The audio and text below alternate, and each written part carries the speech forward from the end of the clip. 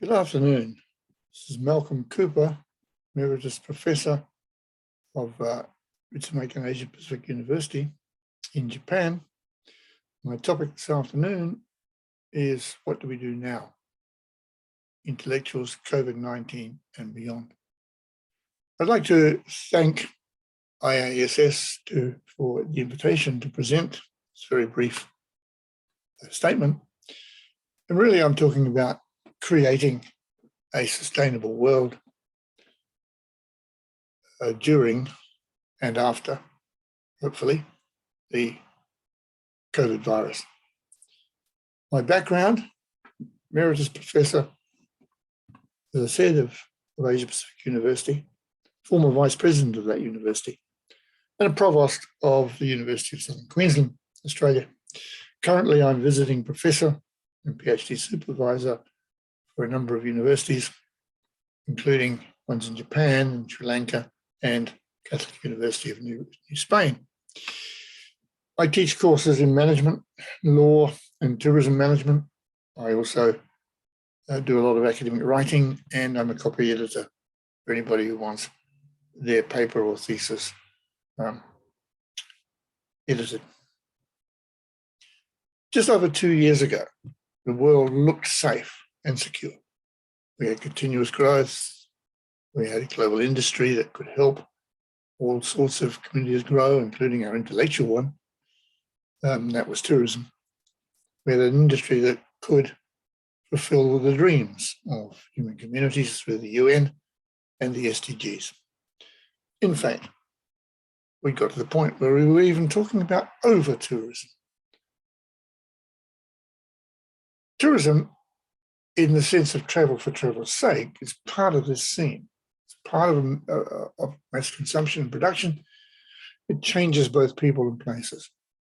But it became linked with our identity as well as our economic growth. But that identity was seen only from the point of view of the traveller. We didn't see that being dependent on the tourism industry for putting food on your table or sending your kids to school is very different from relying upon it for your holiday. Tourism has heavy environmental impacts, we know that, but it also has heavy impact in terms of creating identities. And then came the COVID-19 virus, and tourism disappeared overnight. COVID-19, we all know this, it's killed a lot of people, it's made a lot more ill. There are important economic effects, but there are important health and social services effects as well, with governments, quite frankly, often out of their depth in terms of delivering critical services. What I'd like to talk about, though, is that the pandemic is a challenge for communities and businesses, unlike what many of them ever faced. And while it has its negative side, it also has the possibility for change. And I don't mean change in terms of shutting a kawaii, cute shop in Tokyo because of the business being hit by COVID-19. No, I would like to talk about what we need to do to transform our entire community.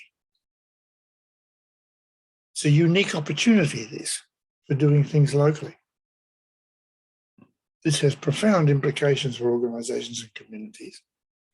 And while it's dislocated everything, it has unlocked change that's made even the most boldest and progressive of communities question their assumptions.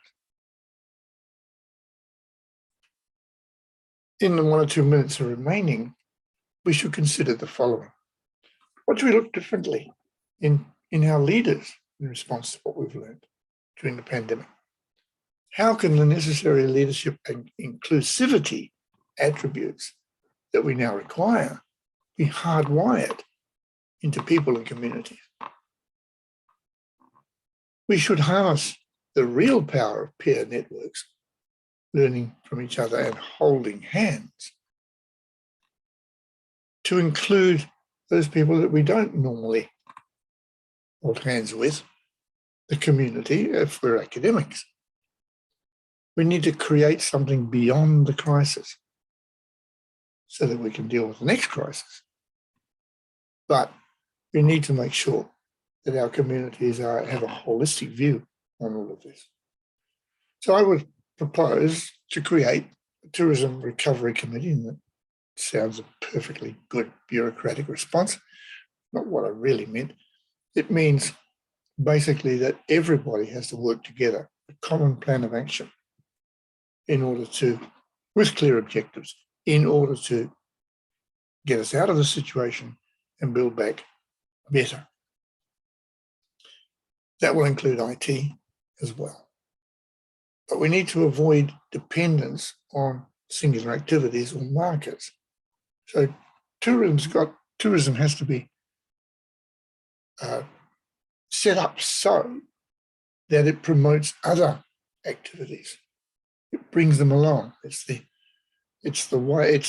might be the way to kickstart some activities like returning agriculture, the rural sector, but it's not going to be the only activity that we do. There are underlying shifts in demand. Consumer preferences are changing. Vulnerable communities and groups have the capacity to work with those changes. We need to change tourism's culture in order to have it work. We need to invest in human capital, which is not just the hospitality workers, but the entire range of community working to one end to create a community that is full of human capital again. We need to support programs on the ground like tourism destination marketing organizations to undertake the bringing together of all of our hands. Government does it, it won't be like that. If business does it, it won't be like that because they look for singular solutions, not holistic ones.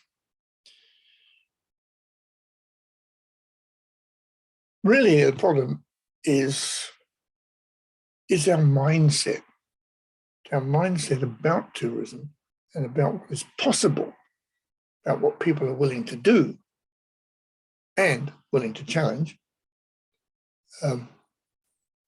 especially the negation of the bureaucratic chain of command. We need to build a capacity through training programs that will enable communities to adapt tourism and other economic industries, working procedures to cater for new protocols, guaranteeing safety and security.